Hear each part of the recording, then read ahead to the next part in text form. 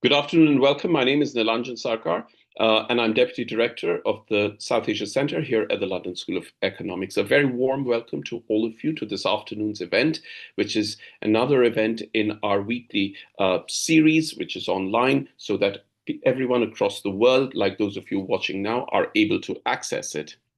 I'm delighted to welcome you to this afternoon's particular event, which focuses on inequalities in education, triggered by the introduction and adoption of digitalization in various countries in South Asia, titled Divided Education Technology and Inequality in South Asia. Now, access to internet connectivity, devices, digital literacy, inadequate teacher training, digital parenting capabilities, coupled with the absence of appropriate policies for low resource environments, are constant challenges that stem from government policies that desire to expand digitalization across the higher education sector. This was particularly evident to all of us during the COVID pandemic across the world, and how it forced us to adopt to various forms of digitalization, including Zoom, on which this event is happening at the moment, is being live streamed on YouTube. But it also alerted us to very serious inequalities across the globe, the conundrum being that while policies and attempts at digitalization are meant to increase and make more egalitarian questions of access, it is equally important to note that that very well-meant policy has built into it various possibilities of inequality simply because of the surrounding factors that vary in time and place across the globe.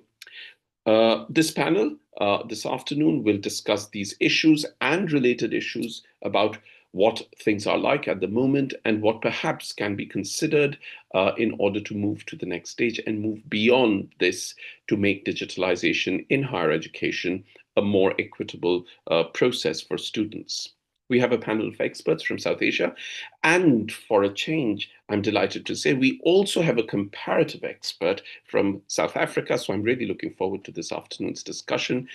But before we get into that, I'd like to say a very big welcome and a very warm welcome to those of you who are watching us from different parts of the world, as also for the interest that so many of you have shown for this event, including those who wrote to me personally to say that they were unable to view this afternoon's event, but would try and watch the recording later on if one were to become available. As I mentioned a short while ago, this event is happening via Zoom, but you are watching it on YouTube, and you will notice that the chat function is enabled for you to ask questions. Please do ask questions. You're very welcome to ask questions. You can ask questions to an individual panelist. You can also ask any question to the entire panel.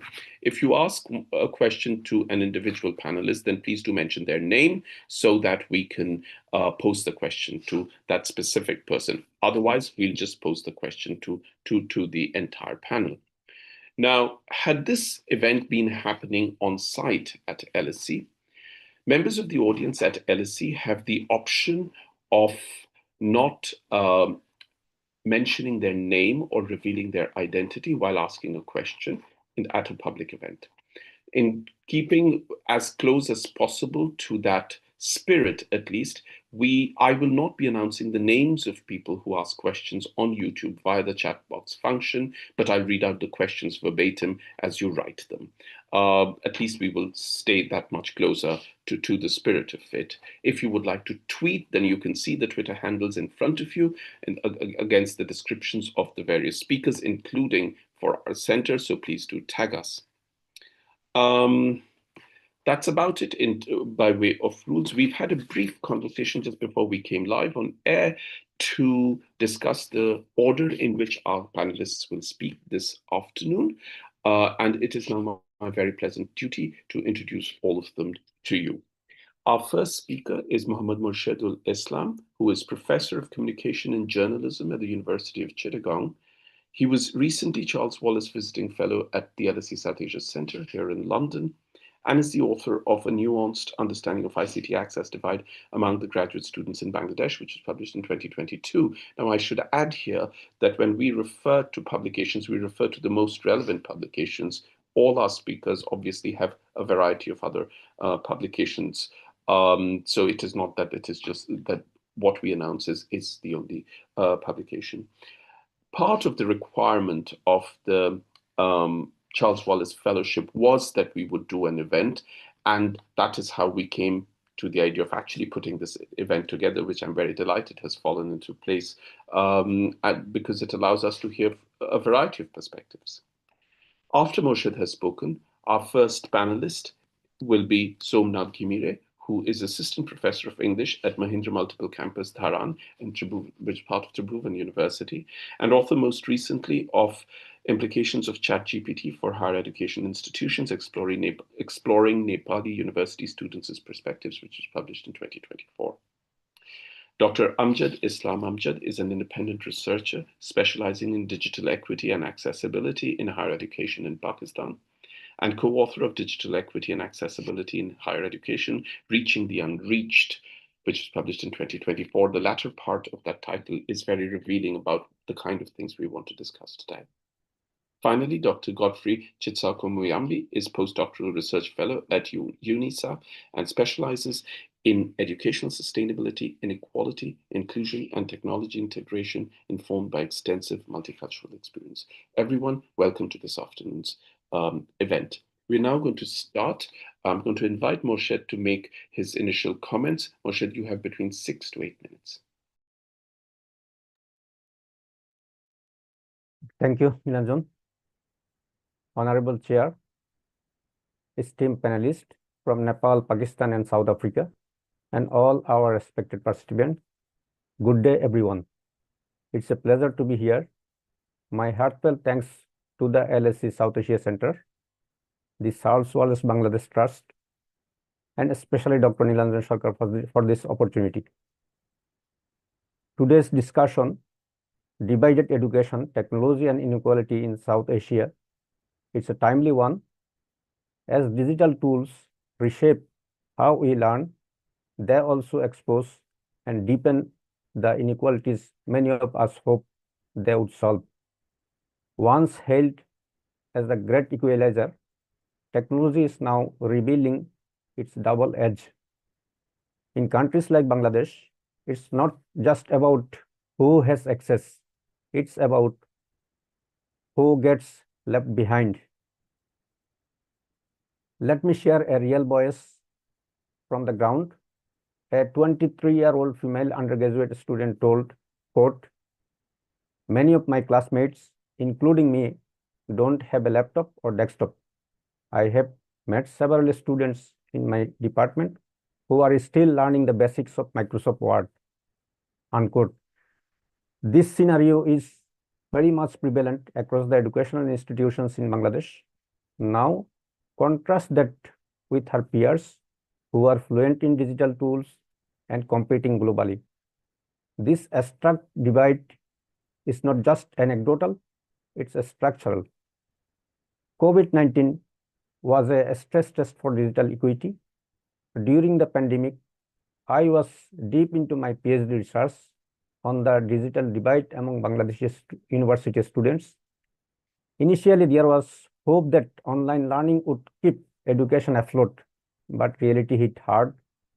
45% of students could not attend online classes, 55% lacked reliable internet, 14% students at 39 public universities did not even own smartphones or could not afford data for connectivity. The government responded with loan schemes for devices, a step forward, but far from a solution. My research shows that access, skill, and usage are tightly linked to socio-demographics. Urban, male, English-speaking students from higher income families enjoy digital advantage. Meanwhile, students from rural backgrounds, even if equally motivated, face multiple barriers. They are in a perpetual catch-up trap. Education was once seen as the ladder out of poverty, but now digital inequality is pulling that ladder up for many. The new landscape of learning is bringing new challenges, from AI-powered platforms to mobile-first content. Technology is transforming education, but these innovations only work if a student have appropriate devices, reliable connectivity, supportive learning environments.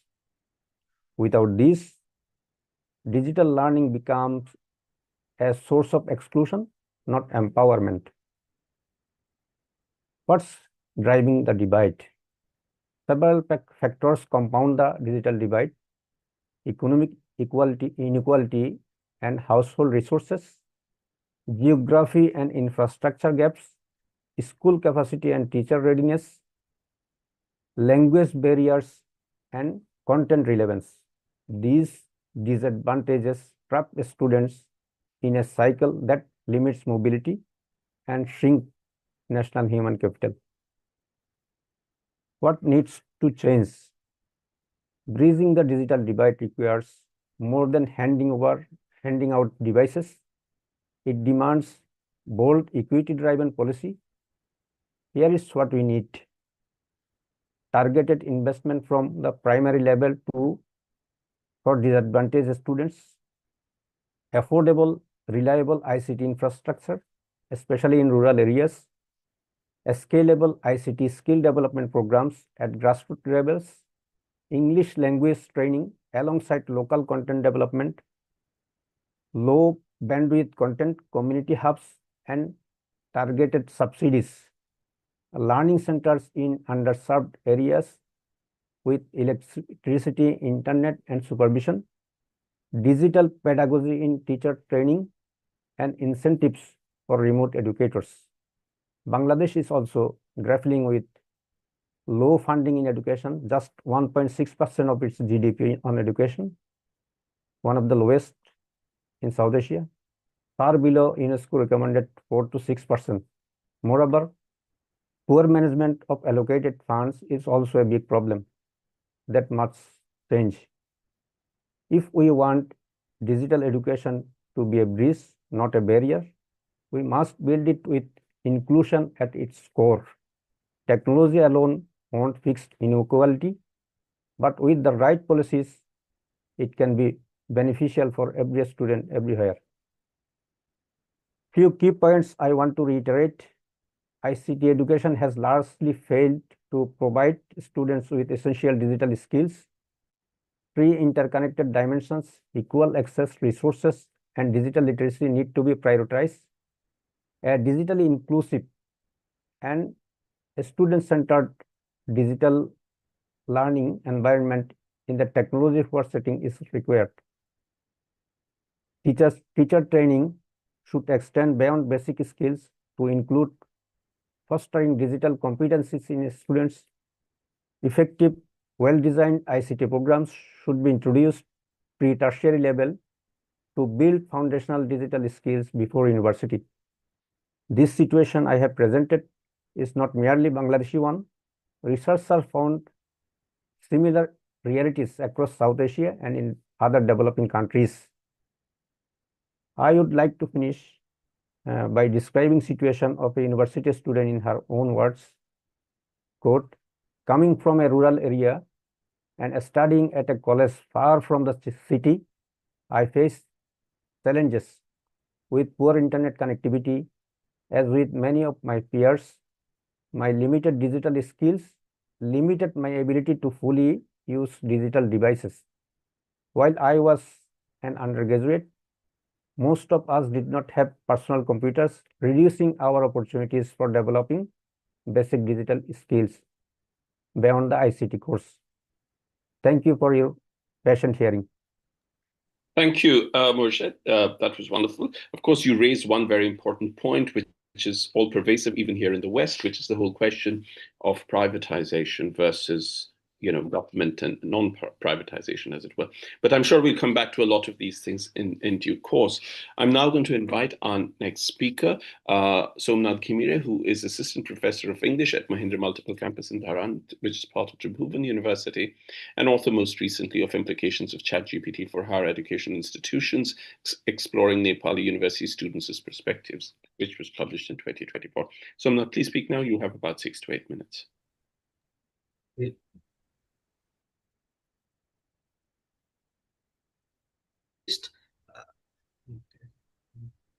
Thank you for having me here and listening to me. So as Dr. Morshedul emphasized, the kind of digital exclusion actually what goes in South Asia.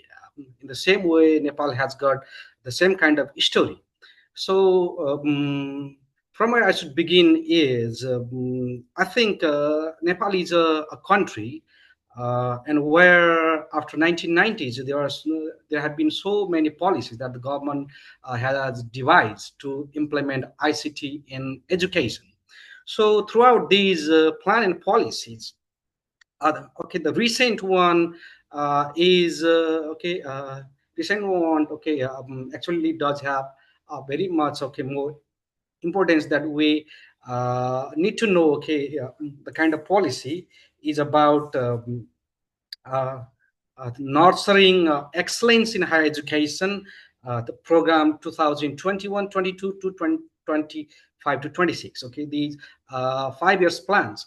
So the essence of this plan is basically in the post-pandemic situation to the kind of prioritizing access to those disadvantaged students, those who were basically excluded and those who actually had a the kind of loss of education, the learning loss they had. So, the very sad reality in Nepal is, as Dr. Morshedul emphasized, there are so many issues that have been the barriers for those students, basically the marginalized students, disadvantaged students, those from the lower income families, and also those basically residing in the mountainous areas, the hilly regions, those in the remote parts of the country. So they have got basically 3 issues. That is what we emphasize in South Asia is about the issue of access, right? The issue of access in terms of devices, electricity, and the internet. So next is about issues related to the kind of literacy in a sense, in the age of digital era. So one is expected to have certain skills, the kind of skills to explore the materials information available on the digital platforms, and also being able to critically understand these information and the kind of resources that students are expected to learn. So when students lack the kind of literacy that they are expected to explore through, so this is one part from the student, and also the part from the teachers, those instructors in the education sector. So they seem not to have been that digitally prepared to employ, to integrate ICT into the education to leverage the kind of benefits they could explore through. And another most important thing is about issues related to the kind of policy. So this is not the case that Nepal does not have the kind of policies. There have been so many policies after 1990s, but the situation is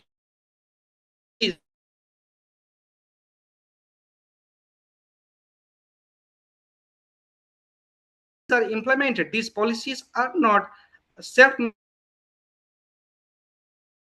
NGOs, INGOs, those who actually have vested interest in designing policies, implementing these, and also the monitoring. And because of their ideologies, so there are the kind of challenges that Nepal has not been that much successful in implementing ICT in higher education and giving the kind of access towards the disadvantaged students.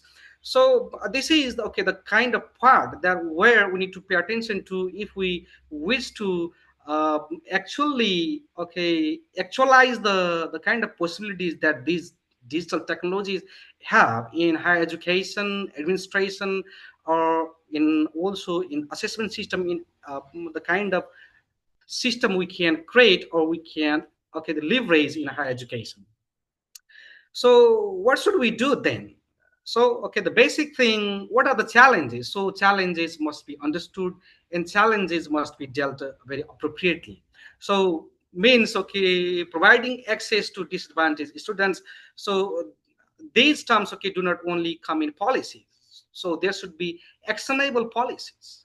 So they should be accessed, and who are the disadvantaged? The government should be, and those working in the field should be very much sensitive about the issue and should be able to provide the kind of access to them through internet, through electricity, and through the kind of devices. There should be subsidies for them and should be able to locate where these students are. So only those students who have access to the kind of political connections, they are reaping the benefits, not the very real students, those who have been disadvantaged in the communities. So they haven't been that much successful in receiving these benefits. So also about the parenting is another issue. Parents in Nepal, they obviously come from disadvantaged families, so they are not that too much educated to actualize these possibilities of digital technology. So there should be parenting education. That's why they could develop the kind of capabilities so that they can guide their children. This is what we can do. And next most important thing is there are policies have been implemented, but the implementation aspect is very much elusive. So government should be self dependent, not dependent on NGOs or INGOs, those who have their own vested interest. And because of that, in the middle, when they take the hand out, from the very program, it becomes what flood. So these are the most important issues taking place in Nepal. And recently, as there has been the kind of emergence of artificial intelligence technologies, and my research now has been in this area. So what I think from this perspective in higher education, basically from artificial intelligence, the kind of technologies, those who have access to these technologies, those who have skills how to handle these technologies can reap the benefits. Still, disadvantaged students are excluded from the very the kind of conversation, the kind of benefit that they can be in the future, obviously be excluded from job opportunities, and they will be excluded from the kind of civic power. They will not have that much civic power. They will not have the career opportunities. So in a sense, how these digital technologies should be utilized, integrated in the education system so that students can reap the benefit. So because of lack of actionable policies in Nepal, so there are still basically universities in Nepal are still mute about how they can utilize artificial intelligence technologies in education, how students can actualize the kind of benefits that these the kind of technologies have. So when teachers, educators, those who lack the visions of implementing these technologies in an era where artificial intelligence has become new normal, so there will be obviously certain challenges for students residing in Nepal and Great. Thank you very much, Somnath. I'm sorry, we lost you a bit in between we couldn't hear, but I think in the education sector. We've got the gist of what you said. We heard majority of almost entirely everything that you said. But thank you very much, and we will come back to this. Our next speaker is Dr. Amjad Islam Amjad. And Amjad is an independent researcher specializing in digital equity accessibility in higher education in Pakistan, and is co-author most recently. Amjad has a lot of publications in this area of digital equity and accessibility in higher education, Reaching the Unreached. Amjad, please speak now. You need to switch on your microphone. Hello, everyone. I hope I'm audible now. And thank you very much for this opportunity to have a wonderful discussion or talk here with our YouTube audience and everywhere who are listening us around the world. So I'm Amjad Islam Amjad, working as an independent researcher and have few affiliations with the different kind of universities, public sector universities here in Pakistan. The paper which we will discuss here was about the digital equity and accessibility in higher education, reaching the unreached. The idea behind this research was that to explore and find different kind of challenges what students feel during their university life. And when we talk about university, we all know that university is the turning point or the transformational stage in young people's life. After their graduations, they go into different kind of jobs where digital skills are basic requirement for all of them to use in different walks of life. So in Pakistan, we talk a lot about education for all and sustainable development goals, but still many students are left behind digitally. I'm talking about students from low-income families, from remote or rural areas of Pakistan, from marginalized communities, deprived communities, students with disabilities, and those who face social or any sort of cultural exclusion or barrier to their digital pathways. So we wanted to understand three simple things in this study. What stops those students from using digital learning tools, and what do they think about would help them? What should universities and policymakers actually can do or can help those students? So what we did was actually we collected data from 590 marginalized students, and those students were selected from 12 top ranked universities of Pakistan according to QS ranking. And we asked about the barriers they face in using digital tools and what could help them feel more included if they don't feel excluded, and what kind of policies or actions they believe are needed to grow them up in their digital pathways. So the voices of the students were definitely very important for us. And what we heard from students about the barriers, they said that the biggest barrier in Pakistan was the power outage.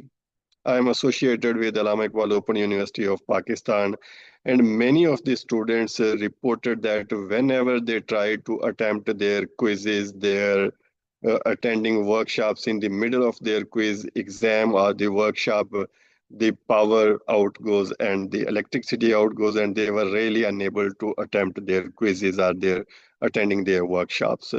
So students talked about the high costs of internet data packages. And for many low economic families, buying mobile data is a daily kind of a struggle. They also mentioned about the expensive nature of the digital devices, laptop, tablets, and smartphone. And I still remember that I had a few students from Allama Iqbal Open University, and they talked mean that they have only one phone and 2 or 3 family members. All of them attend their classes on only mobile phone what they have. So students share a single device with their whole family. And they also felt that many universities don't provide enough technical support, like Allama Iqbal Open University or the Virtual University of Pakistan. They are offering distance education. They are offering digitally tagged education to those. But students were unable to access their LMS, were unable to communicate with teachers properly. So they were just lacking the technical support. Interestingly, most students said that we are willing to able to use technology, but if you just give us the basics, the basic knowledge and the basic needs like electricity, affordable internet, and smartphones. We also asked what actually can help you in this way to remove your barriers, and students strongly suggested that if they are offered free or subsidized internet packages, the universities can help them in this way. And on the other hand, if the government or the universities provide them affordable or loan-based scheme for buying devices for very poor students or for very needy students, you can say, as I mentioned a bit earlier, that the whole family was using only one smartphone for their classes. So digital literacy programs in universities can be communicated to help everyone feel confident online, and multi-language online courses. So language is not a barrier for them. And in a country like Pakistan, we have a certain sort of communities, and English is not the first language for everyone. So reliable electricity and technical help during online classes, and partnerships with the tech and telecom companies to offer discount or better access to these students. So students who are just opinionating that in this way they can feel more helped out. So we also looked at what kind of policies or institutional actions the students support, what kind of they need. They clearly mentioned that universities to upgrade their digital infrastructure for, for providing better internet, better labs, and online platforms that actually can work for these students of marginalized communities or for unreached communities. Targeted funded for digital education, particularly for those marginalized communities, and again, affordable internet for students, possibly through special student packages. After that, I have heard that a few of telecom companies, they offered student packages, and they were very cheap packages, and they were friendly in nature, considering their time and the other things a student can need. So there is a need to regularly update digital skill training for students and teachers. And last but not the least, fair distribution of digital resources so that all students in remote areas are not always the last priority. We can also help those students by starting awareness campaigns so that students know what sport is actually available to them. So let me close that digital equity is no longer a luxury. It's a part of the right to education now. As in our constitution, we have different kind of amendments. We have different kind of national or international declarations that education is the right of every individual.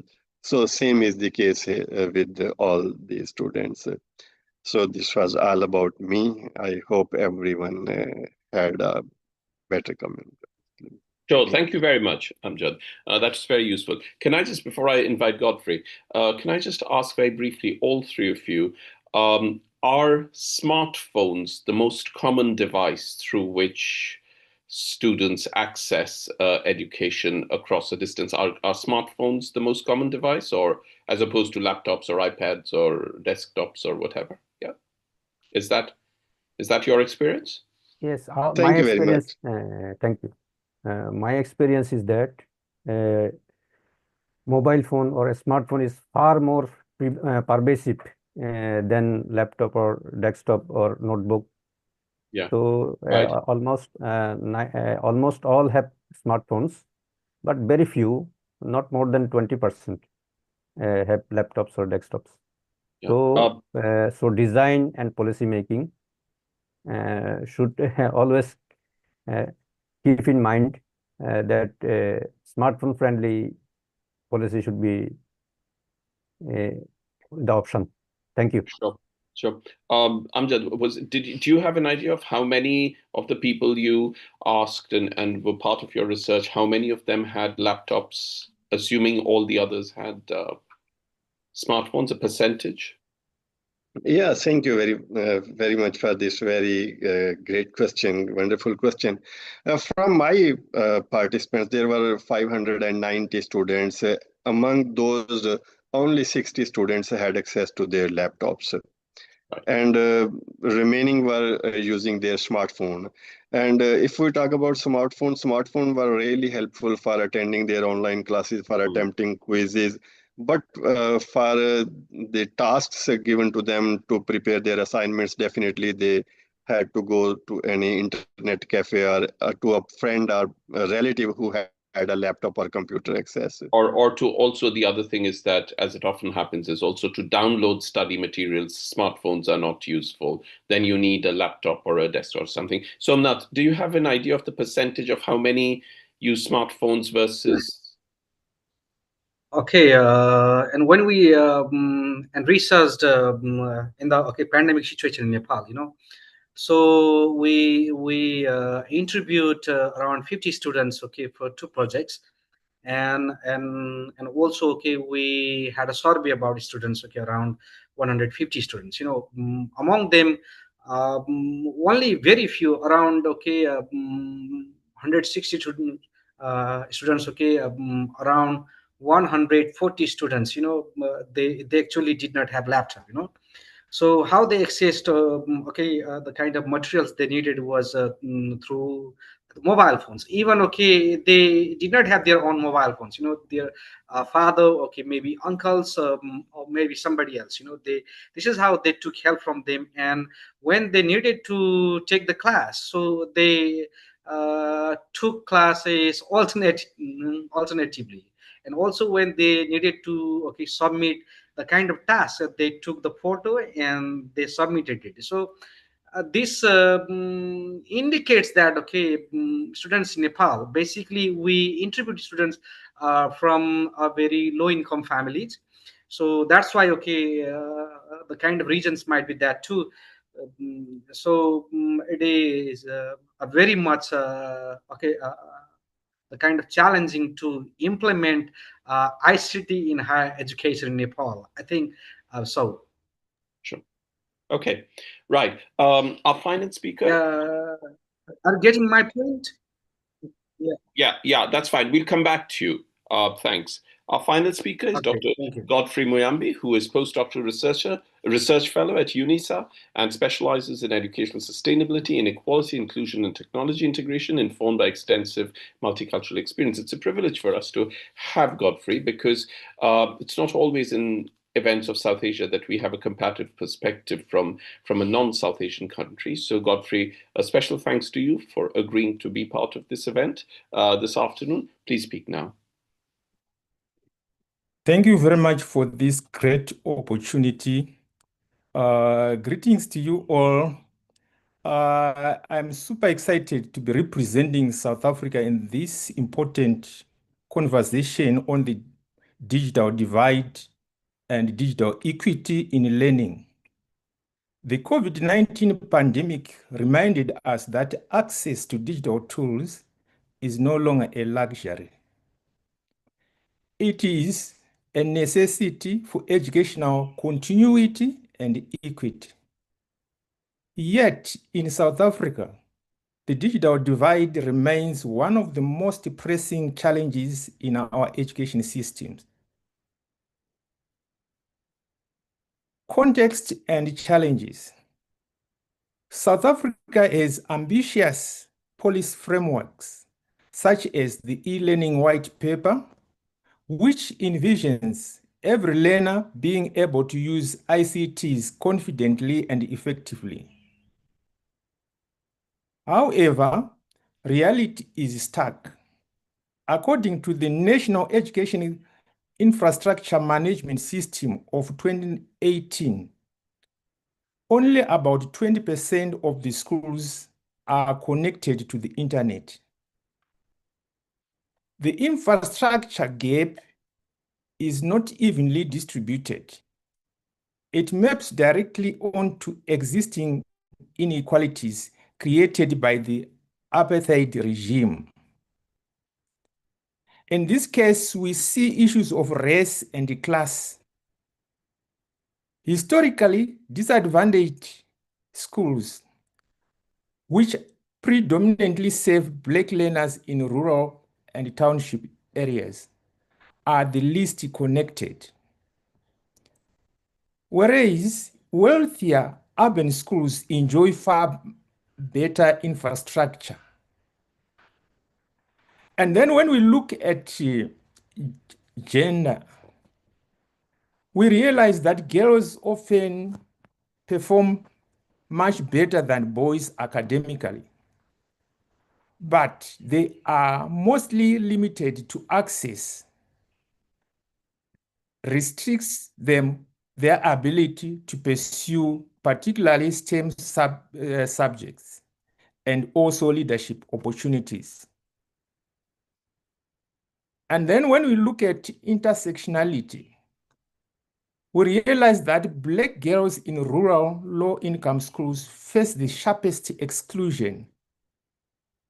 They are denied to digital pedagogies, mentorship, and global knowledge networks, which perpetuates serious inequality. The COVID pandemic disparities are visible here.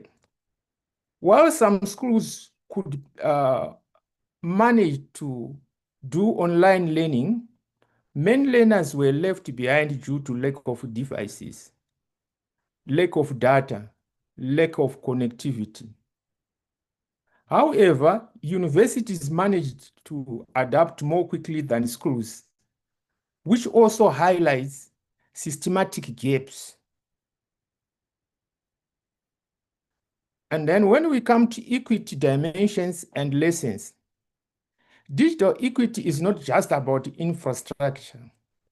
It is about meaningful use. Even when devices are available, teachers often lack training in digital pedagogy, and learners may lack the support to use technology effectively. Reflection to the COVID-19 pandemic, it has taught us 3 lessons. The first being of connectivity matters, but so does capacity. Infrastructure must be paired with teacher development and learner support. The second lesson is equity requires intentionality, of which without deliberate strategies, digital tools can reinforce inequality rather than reduce it. The third lesson is student agent is critical. Learners must be empowered to co-create knowledge using digital platforms, not just consume content passively. Moving forward, despite the challenges, there are opportunities such as public to private partnership can expand connectivity to rural schools. Teacher professional development can ensure digital tools are used effectively. Inclusive design must be considered to diverse learners, especially when we look at the language, disability, and rural contexts or township contexts. Policy implementation must move from vision to practice, ensuring that digital equity is not just aspirational, but achievable. South Africa's experience shows that digital equity is inseparable from broader struggles for social justice. Addressing the digital divide is not just about cables and devices. It is about dismantling structural inequalities and creating inclusive futures for all learners. In conclusion, I would like to say the digital divide in South Africa reflects the intersections of race, gender, and class. But it also represents an opportunity.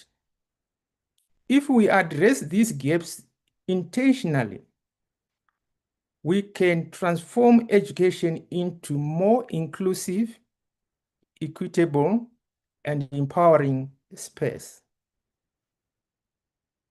And therefore, in this discussion, I look forward to hear more about our experience from our different countries, and would like to explore more how we share challenges and inspire collective solutions. Thank you very much. Thank you. Thank you very much, Godfrey. Thank you also for introducing a very important part, a very important element in the discussion. I was actually going to ask that as my first question, but you have mentioned it, so thank you for that. What I thought I would do is first ask Amjad and Morshed and Somnath the gender question, which Godfrey mentioned, that there is also a gender imbalance. And, Amjad mentioned, for instance, that multiple members of the same family are using the same smartphone, etc. And I was curious to know whether there was a gender preference or a gender imbalance over there. Was it that there was a son preference? Were the girls suffering more, or was it not? Do you have any information on that? Amjad, would you like to start? Yeah, thank you again for a wonderful question. Yeah, when we witnessed the different kind of things and we contacted people, definitely there was a gender disparity, and we found that there was significant difference between what male students had as compared to female students. So female students were more deprived, and they were more dependent about this on the smartphone or the digital gadgets of their parents, their brothers, and they usually had to borrow their devices for attending their classes. And that's because the sons and the boys of the family always had smartphones, whereas the daughters didn't. Yes, really. Okay, Morshed, did you have any information on that?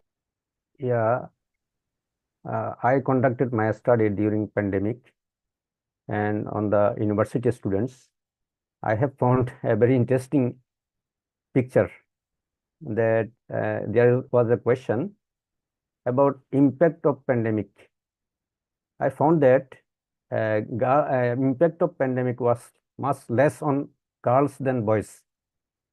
And I explained that because mobility is an issue for girls. They can't move all the time for security restriction or other reasons. But when lockdown imposed, boys' movement also have become restricted.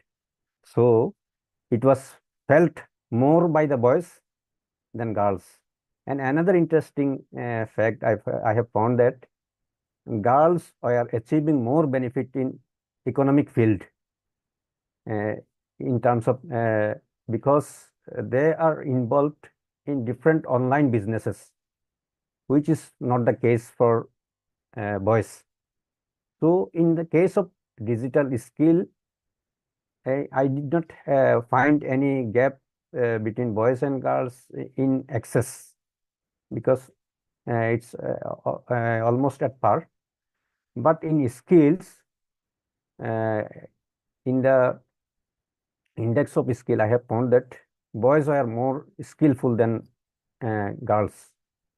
But in benefit achievement, you mean boys are more skillful in the sense that they're more skillful in using smartphones? Yeah, they are more skillful in using. But in benefit achievement in economic field, girls are ahead. That was my finding. Right. Thank you. Thank you. Yeah. So, Nath, did you have any information on any kind of gender divide or imbalance or? Okay. So during the pandemic, when we researched and interviewed our the participants, there were female also. So most of them were the married women, so those were basically disadvantaged because as during the pandemic, most of the classes were uh, okay held in the morning. So in the morning, they had their duties, so as being a daughter-in-law, they actually had their duties to cook and to feed the families, to cut grasses in the villages, so they actually did not have the kind of opportunities to access classes also. And also they did not have the kind of devices that would be much appropriate. Because of that, we even interviewed them on phone calls, right? So they used the kind of devices of their father-in-law or maybe uncles, as I already shared. So females were most disadvantaged population in remote villages of Nepal. This is what we found in the pandemic situation. Okay, right. Thank you. What I thought we'd do, because I've been taking copious notes as all of you have been speaking, is that there are obviously a set of common themes that run through all your remarks, and that is very interesting to explore further, not only to look at it in comparative framework, but also to consider, what may be ways ahead from here. One of them, which I'm very interested, especially because I live where I do, which is in England, is the question of uneven internet connectivity. So different areas, students, depending on where they are the first thing that impacts them is uneven connectivity. Somnath, I think, mentioned something about mountainous regions, etc. So there's also the whole landscape issue over here that, where are you talking about? What are you talking about? And how strong is internet connectivity in certain areas? Now, that is a much bigger question of infrastructure, which I thought we leave aside for the moment, because it is actually true even over here. I mean, very large parts of rural England have very, very bad internet connectivity, even now. So it is something. It's a very interesting thing, because this is very directly a matter of policy as well as of investment. But it does, if we keep the internet connectivity conversation aside, at least for the moment, the first question that comes to my mind relatedly is, what do, according to each of you, in order to create more equitable internet access, let's begin from that stage, because that is stage one. Are you all of the view that a public-private partnership, as Amjad mentioned, is for most of the countries the way ahead?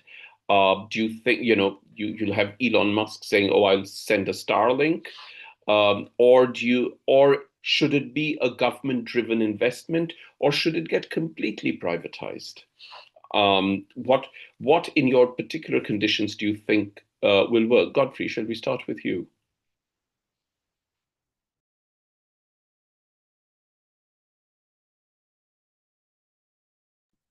You need to unmute yourself. I thought, yeah, thank you. Thank you very much for that insightful question.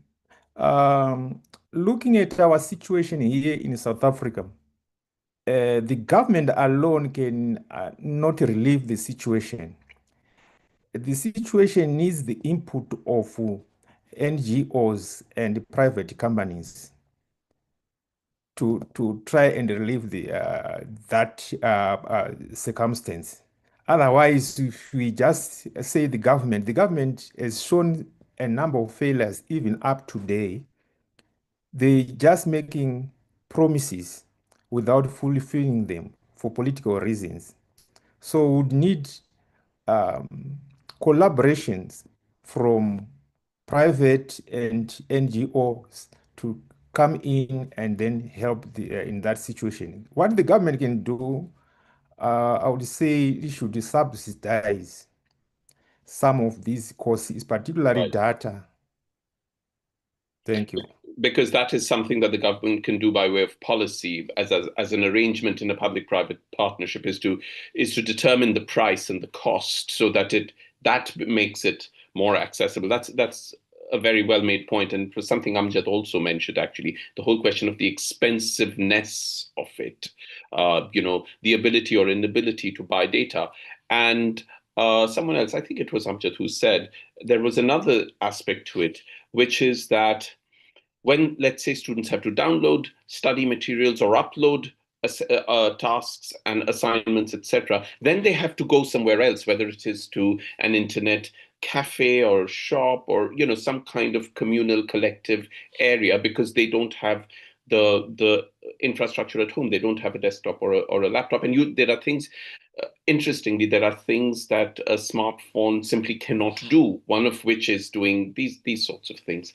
But relatedly, one of the things that I wanted to say is that, when I was, we don't have anyone from India on this panel, but when I was reading up for this afternoon's event, one of the very interesting things I read, which related to India, but I'm asking all of you because it may be true of your specific researches as well, is that one thing with government policy, as Godfrey also partly mentioned, or at least hinted at, is there is a lack of expertise, as well as a lack of, informed drive to achieve the aim of digitalization. And that is where a public-private partnership will mean that both sides will benefit, because there is a benefit to the private sector as well when they align and work with the government.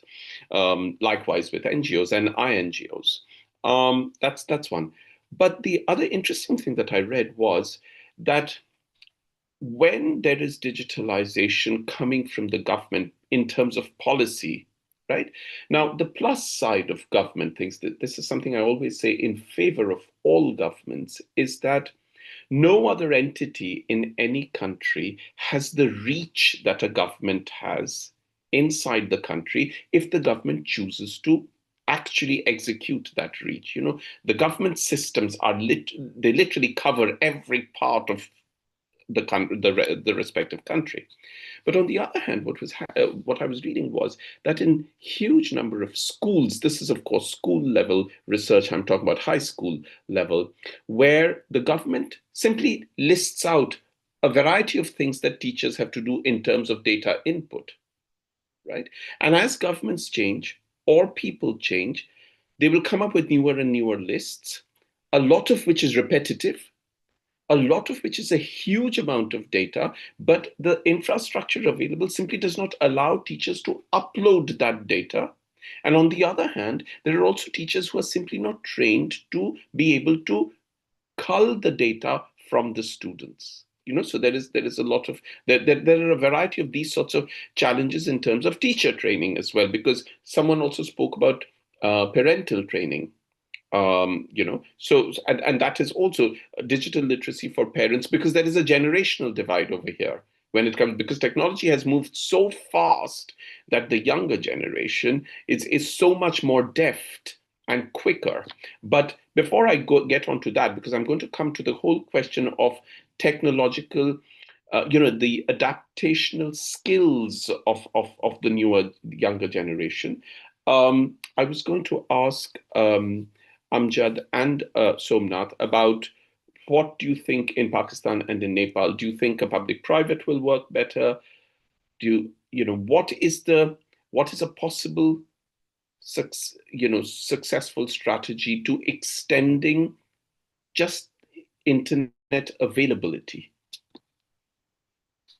Yeah, thank you very much again for very good question. I will add 1, 2 stories for this. Few years back, in Pakistan, as you know, the Punjab is the largest province of Pakistan, and the school education department of Pakistan tried to bring things online for teachers, like their service record, their leave record, and all other sort of things on internet. And they suddenly put the teachers' data on their school information system. And after that, teachers were left alone. Even they were not able how to apply for their casual leave, how to apply for their pension or for other kind of things. And there were so many checklists and so many things to do if someone tries to be. So the other story what I want to add here is again, in every semester we have students here from all over the Pakistan. And I have listened from many students, particularly from the north of the Pakistan or from the west of the Pakistan, that they had to travel for 2 hours, for 1 hour to reach a place where they had a good internet connectivity and where they can attend the class. Even last day, I had a class from 9 to 11 at night. And one student was saying that to attend that particular class, he is on top of his roof, house roof, just to have a better connectivity. So there are so many challenges. What I have come to know when I was digging things more deeper into it, that in some areas, very few areas, there were private people who developed a kind of infrastructure where they provided computer labs and different internet connections, faster internet connections, just to cater the need of the students. And in those areas, they allowed students to come up to those centers, IT centers, and just to attend their classes or to attempt their quizzes or exams. Definitely, the government is always in capacity to do a huge kind of arrangements. But yet, yes, in developing countries like Pakistan, Nepal, or other countries of this region, the government has not much potential or has not much resources to do it all alone. And as Godfrey said, that definitely there is a need of private-public partnership to arrange different kind of facilitation center for these students. Because you see, the other thing is that if you go completely in the direction of privatization, that has problems of inequality built into it as well, right? Yes. This is the whole fear of going completely into the capitalist field. It's probably the easiest solution to put out tenders and say, here, take it and let's see who can bring what. But then that will breed its own kind of inequality. Because again, it'll become a question of expenditure and cost, as someone was mentioning. You were, I think, Amjad, about the whole question of the cumulative cost involved in buying data, in having smartphones, not being able to buy laptops, or things like, I marvel, and I continue to marvel all the time when I hear these stories of the amount of effort individual students, both boys and girls, men and women, they make to imagine travel for 2 hours to get to a point simply so that you have better connectivity. So you can, there's something that is so heartbreaking about it. At the same time, there is also something that, restores one's faith in humanity, that it is, that students still crave for so much of knowledge that they make this effort. Now, the other related point is, and this is also related, and this has always been an interesting question, is, I mentioned it very briefly in passing, is the whole question of a generational divide. Okay, I'm 55, right? I am nowhere as skilled as a 20-year-old is. Okay, and when you observe them, especially with their phones, you'd think they were almost born with this knowledge. They're so swift. I mean, even their fingers move quicker than mine, right? But the point is, all of you have actually made another point, which is very, very interesting. Look, our generation, we have had to learn how to use Moodle because the way we were educated was completely different. Right? So we have had to learn how to use these systems. Yet, what each of you has said in different ways is that even when the systems are made available, whether they're through Moodle or whatever, there is a certain kind of lack of digital skills on the student side for them to actually know not only how to use the system, but how to use the system to its optimum benefit for them. Right? What, according to each of you, is a possible solution to this issue? Because we're not talking about teaching students how to use a phone in the way that, say, in my time, you literally had to learn how to type. You had typing lessons and you learned how to type using a typewriter. Okay, then we are that generation who moved from typewriters to computers, first to desktops, then laptops, and etc. But the new generation of students, this is not the problem. The problem, they actually know the technology, they know various sides of the technology much better. But why is it that when it comes to education, there is a lack of skill that is almost universal across the board? And what do you think can be done, whether it is by government policy or through pedagogy, through classes? What do you think can be done to make them smarter in using this technology for education, if you see what I mean? My next question, you can think about it relatedly, will be that, there is also something to be considered when we talk about pedagogy and teaching about whether internet teaching has an impact that is different from classroom one-to-one teaching, face-to-face teaching. But why don't we start with skills? Moshe, did you want to speak first? Thank you. Very interesting question. I have found in my research that earlier disadvantage in terms of access and skill learning is continuous to later life. I have found that students who completed who born and brought up and completed their studies up to secondary level in rural areas, they were far behind than the students who are brought up and studied in urban areas. From this, I explain that learning skills like digital skills, when you get chances from the very beginning of your life, from childhood, you can master in that. But when you grow up and try to learn that, you always trying to catch up and try always lagging behind, because it is just like a culture.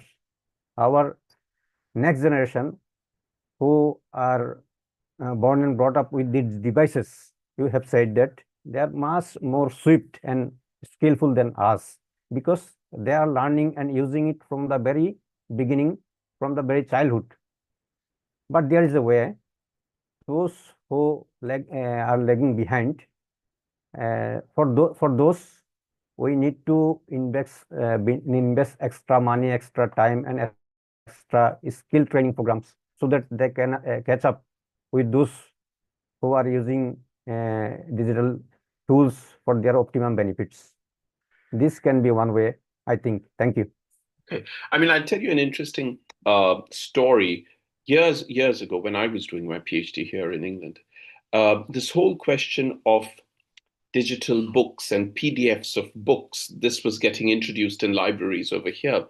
And the really amusing thing that was happening was students would download the PDF and then print out the entire book because they were so used to reading paper, right? And then it took years, and slowly people started reading books as PDFs, and you got Kindle, and people started reading books on iPads. They discovered it's easier to carry books around with you if you have them as PDFs, and that then led to open access and et cetera, these sorts of things. So there is technology is always ahead of us and forcing us to adapt and learn. Somnath, would you like to say something about what we've been talking about this whole thing of how we can improve digital skills of those who are not skilled enough or are not being able to use the available systems, agreeing that the available systems are inadequate and insufficient?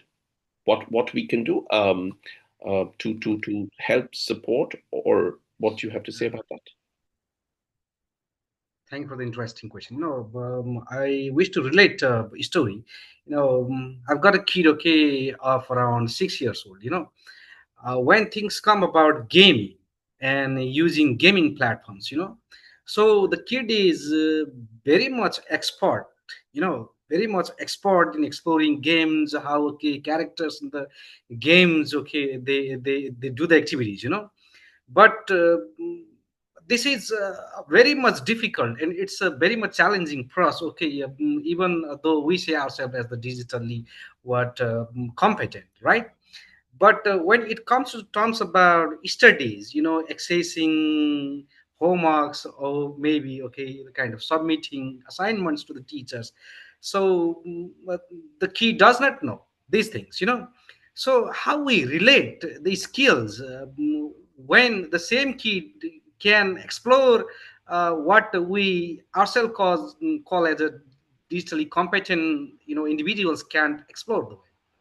So what I think, in education system, what we are educating our children through the kind of curriculums, so these curriculums are ours, not our kids.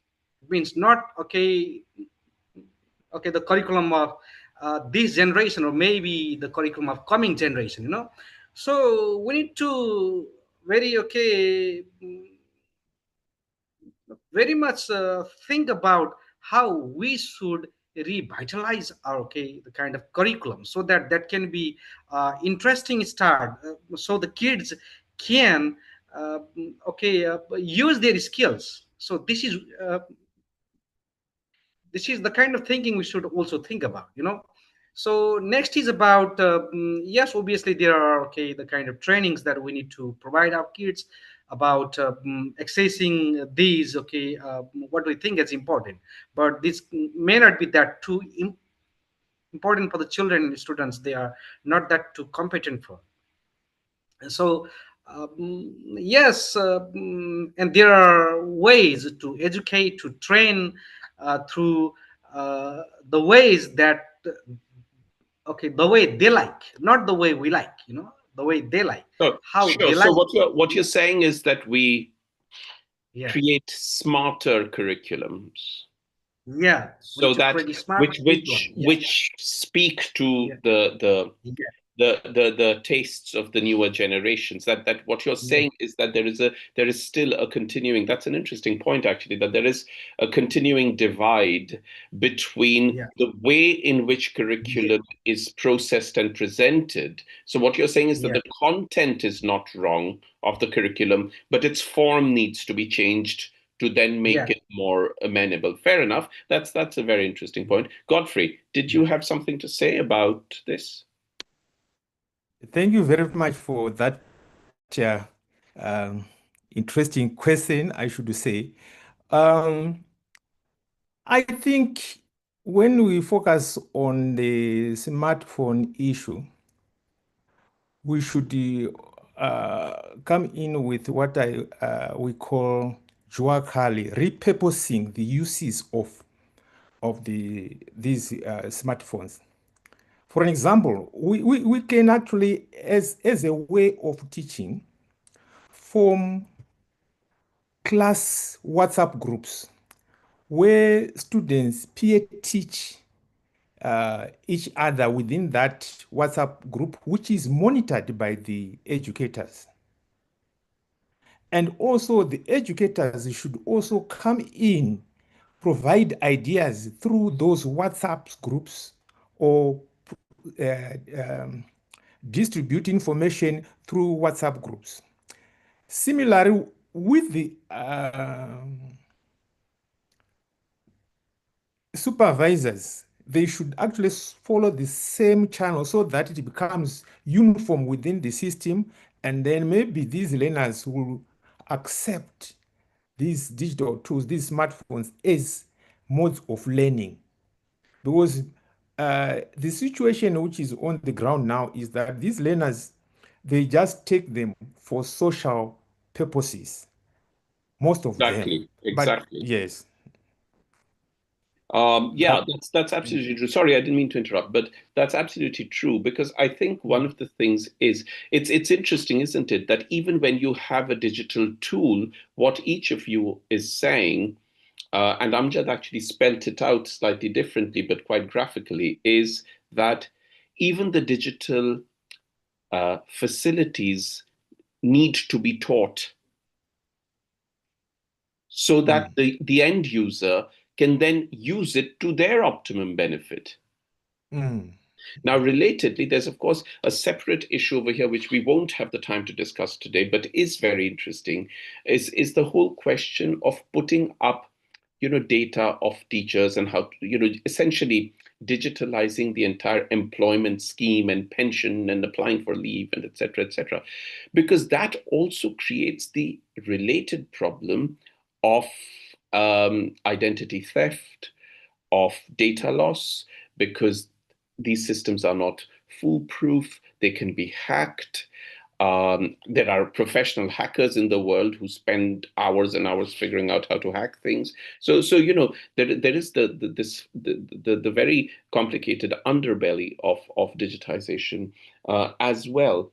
But I think your point about WhatsApp groups is very well made, and the whole question that so that skills that are available are also explained pedagogically to students, that look, with this you can do this. It is no doubt a sign of my age that I hate being part of WhatsApp groups, but because you also have to sort of respond then. But Amjad, your turn to speak.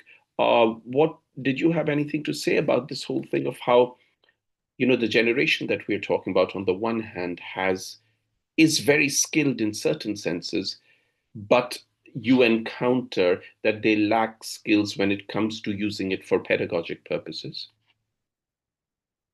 Thank you very much again. Before talking about the generation, our students, I would like to talk about ourselves. During COVID-19 pandemic, there was a panic button created, and every one of us was afraid of so many things, and we were socially excluded. Then the educationists felt all over the world in developing countries that there is a study loss due to all that those sort of restrictions in pandemic. Then universities, schools, they tried different kind of online modes to teach their students or to engage their students. We all were left alone in that sort of situation, and most of the universities, most of the educational systems throughout the world, they were really unable to teach, to guide their teachers how to manage different kind of things. And we learned all those sort of skills by our personal experiences and by sharing with a few of the technology experts how to use like Team, Zoom, or different kind of apps to engage and interact with the students. But what I really can feel that our future generations, how we can inbuilt or how we can prepare our students, definitely universities and governments, they can work in collaboration to provide different kind of facilities. What I personally suggest from one of my studies that in by taking few sort of actions, we can make them digitally literate. Like as Godfrey mentioned that students can be added in a WhatsApp group and instructions can be given. We have practiced it during our research courses in from when we were interacting with different university students. We made their WhatsApp groups and we provided instructions. Firstly, in 1929, when COVID came, I had few research students and I was really unable to connect with them as well. At that time, I used the platform of YouTube. I made a few of videos about how to design research and how to go for data collection and different kind of things. I made those public and very large number of students took advantage from those. So what I personally felt about it, and one of the my studies recommendations are that we can provide structured weekly digital tasks to us to build core skills to our students. We can all of us being a member of university, we can integrate digital tools into their regular coursework, and students can learn by doing different kind of things online. So we can use peer monitoring and group projects to support shared learning. I personally observed that if one student is lacking skills in technology and digital literacy, the other student can help the first one. So we similarly we can offer short workshops or research seminars to our students uh, to improve their digital literacy skills. And we can ensure the first and very foremost thing that we can ensure reliable access to devices, software, and internet throughout that particular community. What we are targeting to improve the digital skills of students, and we can teach students to evaluate online information and manage their digital footprints. So, what these are a few recommendations from one of my study what we have conducted in developing countries, including Pakistan and Bangladesh. Sure. Thank you. We don't have much time remaining, and I have a set of questions to ask all of you. So if you give very brief answers, but before I even ask those questions, is it your impression that the newer generation, the generation that on whom we are bringing forth this digitalization, either by policy or by design, or in most instances also because the pandemic triggered it? I mean, we didn't have an option. That is important to bear in mind. But it is also a more visually receptive generation. They respond more quickly when they see images, rather than reading text and trying to work something out, which was something that, I mean, all of you are younger than I am, but, our generation, we were almost trained to do it. You simply didn't have, a typewriter never produced what a computer can produce. Even the most basic computer could produce. But that's something. But very briefly, if you can give me brief answers. One is about parental education, right? How much does it help? Because this generational divide appears everywhere, okay, whether by choice or by not, because the journey that we started on was a very different one, and we have also had to adapt. I mean, just now Amjad mentioned Teams and Zoom, and some time ago Skype came to an end. And I was thinking when that news was announced and I heard it, that at one time, I remember when Skype first happened, I used to think it was revolutionary that you could do this. And now I can't even remember how I used to use Skype. I just remember the username and password, but so technology is also moving very, very fast, and technology is enabling us to do this event right now, right? But going back to what I was saying, parental education. Do any of you in your research, have you ever felt that the lack of digital literacy amongst parents impacts or impedes the way children are able to access digital education? Godfrey, do you want to start very briefly, please? Thank you very much for that question again. Yeah, it's very true. Even in our situation here in South Africa, we have got uh, children or learners who learner-headed families. So there is lack of guidance, there is lack of control, there is lack of care within that kind of a family. Students suffer from such kind of issues if they don't have parents. One, if the parents are not educated, again, they are not. They don't have people of whom they can actually who can motivate them or who are role models right from home. So those things come in and they affect the progress of the learners and direction of the learners. Thank you. Sure. Morshed? Thank you. I have found in my study that highly educated parents, a student who were from highly educated parents, they were doing better in terms of skill, access skill and outcome. But parents, those who are not highly educated, you can't make them educated over the night. No, but So, I was referring to digital literacy, not education. yeah, that is a two-step process. You are thinking about that first. At first, you will teach digital literacy to parents, and they will teach to their son and daughters. That's a more complicated and more lengthy steps. It is better that teach skill to students directly. Thank you. Right. Okay, fair enough. Amjad? Yeah, thank you again for this wonderful insight. I just want to share an experience.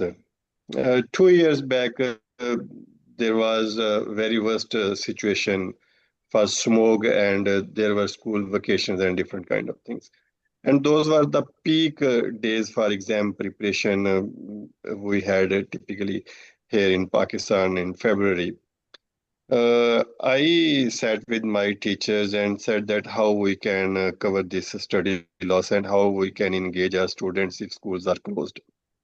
Then I came up with the idea that we must have a WhatsApp group and add our students. When we tried, there were very few parents who had WhatsApp. Then we contacted parents. We requested them to come up to us in schools, and we had a training session for them to have a online class, to have a video call on WhatsApp, and to make their kids write different kind of assignment and send in WhatsApp. And we saw that it worked literally amazingly. Yeah, definitely. Digital literacy of parents is a bigger challenge for us. Nowadays, every one of us being a parent, even we, all of us, are doing different kind of things for bread and butter of our kids, and we don't have time to go to school and to teach different kind of things in formal way.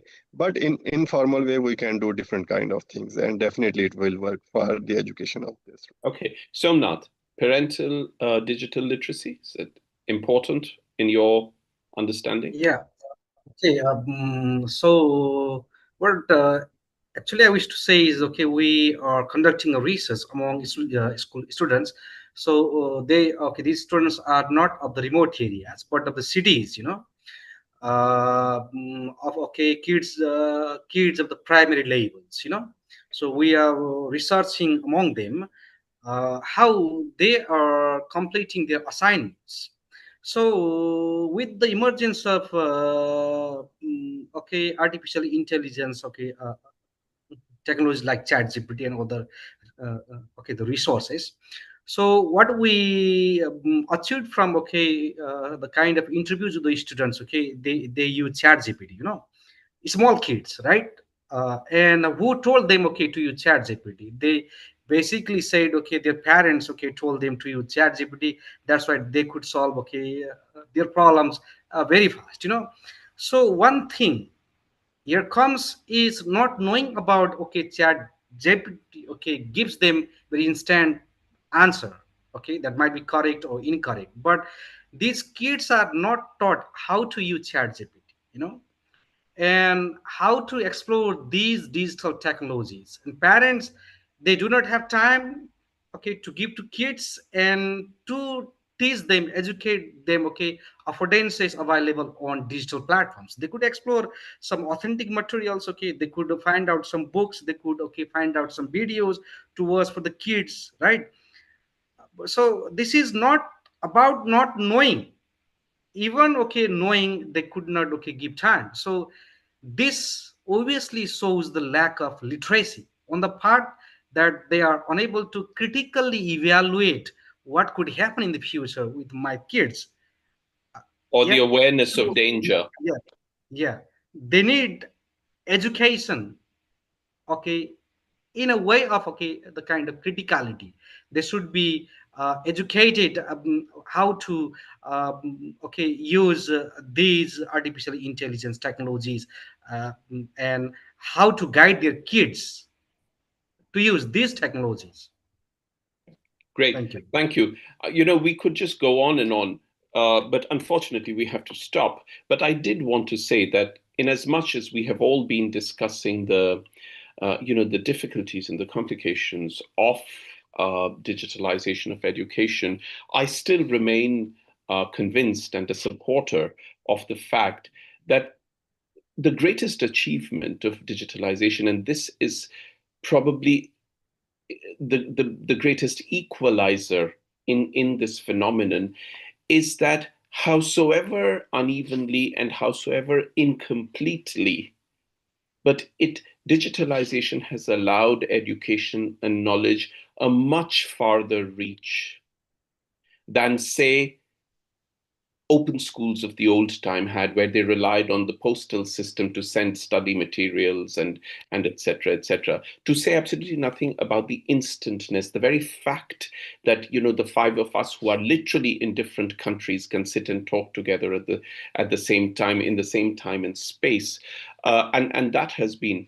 But I think all of you have also not only raised issues rightly of inequality, of unequal access, and a variety of issues, but also the question, as Somnath just mentioned, about the dangers of unmonitored and ill-informed or less informed knowledge, and what it can do. And as we all know, there are those issues as well. However, like all good things, this conversation also must end. So for those of you who watch this event more regularly, you will know that I always end by saying that if there's anything good that came out of the COVID pandemic, it is that we all became technologically smarter people. That's one good thing that came out, and that allows us to do these kinds of events. But what is equally true also is that we can't do these events unless people like you, each of you individually and all of you collectively, give so freely of your time and of your expertise. It is different times wherever each of you is at the moment. So a very, very heartfelt thank you to all of you, to Morshedul Islam, to Somnath Ghimire, to Amjad Islam Amjad, and to Godfrey Muyambi. Thank you, everyone, and goodbye. Thank you.